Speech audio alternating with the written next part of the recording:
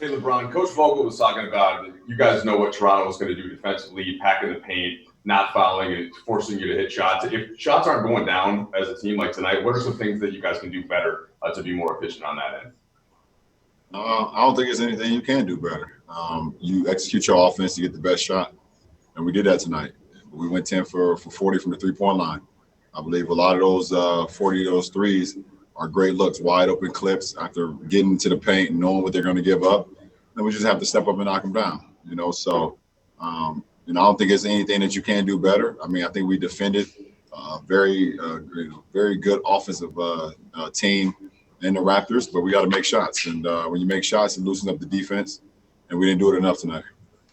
Frank said he thought part of that could just be that if you're playing really hard defensively, and he thought you guys were, maybe some of the legs aren't there at this point. Is that just getting more game reps? So you guys have been on for a while and trying to ramp up to that point until the playoffs start?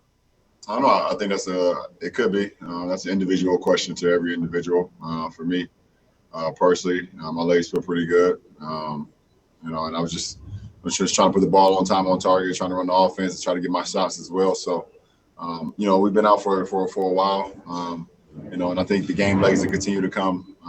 As this this AAU tournament continues to go on. So, I'm not too worried about that. Our shooters shoot, and we got some great guys that can make shots from the perimeter, and they will make them. Hey, LeBron, it's Dave. In the past, you said your patience is one of your qualities that you need to work on. Where's your patience at when it comes to this restart process and trying to manage where you guys are at versus where you expect to be? I think only time will tell. I mean, I don't really have no expectations, right now. I think for us, we want to continue to get better and better. Use these 8 games to try to gear up for the postseason, but this is a different situation. It's a different circumstances. You've been out 4.5 months, and you hope that we can pick it right back up, but obviously it's going to take some time. We also added 2 new guys that's going to be in a rotation, with JR and Dion, so they're learning on the fly as well. So, it's all about the process. It's all about getting back in rhythm, getting back into timing, and go from there. But, every game is an opportunity for us to get better. I thought defensively we were really good tonight. I thought offensively we got some very, very good looks, but they just didn't go down. So, pretty okay with, the way we perform. Tanya Ganguly, how did you see AD responding to the He responded great. We got guys, great looks. It's a numbers game. They put 2 on the ball. That means it's performing 3 on the backside. And he continued to bait the defense and got his teammates great looks. Good.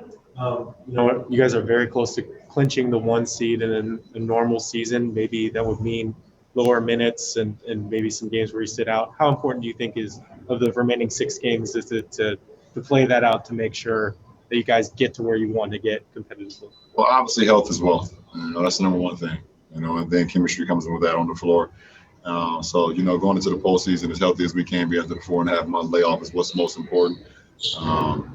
Clinching the 1 seed is their advantage here. It's not a home court advantage here, but we worked hard to be the number 1 team in the West. Possibly the number 1 team in the league. Obviously Milwaukee's still playing extremely well, but we got this far, so we might as well try to figure it out and close it off the right way. Joe Garden, please. Hi. 2. First, there's a couple of plays, I think it was late 3rd, maybe early 4th, you were out there, and there's corner threes, and you were upset. There was, I think, a miscommunication. What was it? You guys, there's a couple times, a couple corner threes, and you were upset that they were wide open. What was the miscommunication there? Just in-game. It's all about in-game adjustments, in-game communication. We had some breakdowns. We just got to get better. And then you're asked this question almost every year, but because the circumstances are so different, are you paying attention to the race for the 8th seed and your likely first-round opponent and how that's all shaken out? No, not up until this point. For me, in this ball club, we're trying to get better every day. As much as when we're on the court, we want to get better on the floor. When we have our film sessions, we want to get better on our film sessions. But I'm not paying attention to what's going on with the 8th seed right now, because there's too much that can happen. And then there's some playing games or whatever the case may be to decide that. So it's too far away.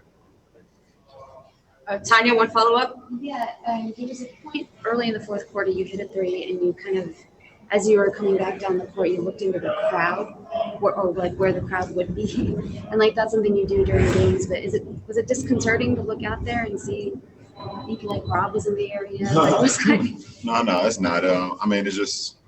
I mean, when you have routines and you've been doing it for so long, you're just used to that. You're used to that routine, and you're just trying to make plays.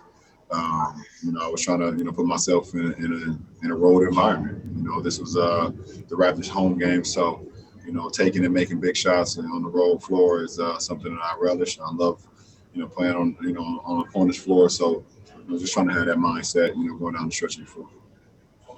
Hey, LeBron, it's Bill Horan. Last two questions. I'm wondering this Raptors team has beaten you twice now in kind of similar ways. And I'm just wondering, is there a kind of team that is I don't want to say a bad matchup for you guys, but a worse matchup that gives you guys most trouble? And what is the team that would give you that kind of trouble? Well, I think it's a great team. I mean, they won a championship for a reason, and it wasn't just all solely because of Kawhi, and obviously you see that. They got the two-headed monsters and Fred and Kyle. That sets the tone, and their wings are extremely extremely good. And Pascal and OG, and they got so much. They got experience in the front court, at the center position, and Mark and Serge, and then they got a bunch of complimentary guys, and that's why they've been the team that they've been all year. Us, I feel like we played, well to beat them tonight. We just didn't have enough shots to go in, and then they executed and they hit some shots, that we weren't able to hit. So, sometimes it can be a make or miss league, but you don't take enough. You don't take any credit away from the Raptors. They play extremely well. Last question, Dave McMenamin.